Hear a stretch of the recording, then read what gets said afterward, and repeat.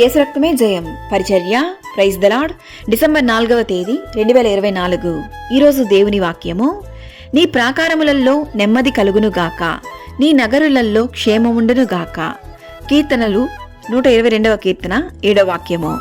అవును క్రీస్తునందు ప్రియులారా, కీర్తనాకారుడైన దావీదు యెరూషలేము యొక్క క్షేమము కొరకు ప్రార్థిస్తున్నాడు.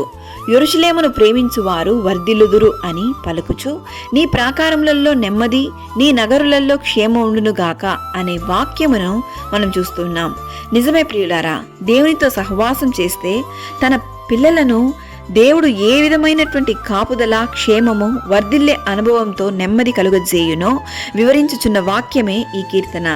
చాలా సందర్భాలలో మనకు నెమ్మది, క్షేమము, దయనొందిన జీవితంలో అభివృద్ధి కానరాక సతమతమవుతూ ఉంటాం. అయితే అనునిత్యము మంచి సహవాసము కలిగిన ఎడల ఆయన శాసనములను, ఆయన కట్టడలను అనుసరించిన ఎడల, ఆయన మందిరములో నాటబడిన వారముగా సంఘ సహవాసములోను ఎడతెగక ప్రార్థించయందును వాక్య ధ్యానమందును దేవునితో సాన్నిహిత్య సహవాసం కలిగి ఉన్న ఎడల మన ప్రాకారములలో నెమ్మది కలుగును, మన జీవితంలో క్షేమము కలుగును. సకల ఘనత, మహిమ, ప్రభావములు యేసయ్యకు మాత్రమే కలుగును గాక. ఆమేన్. God bless you.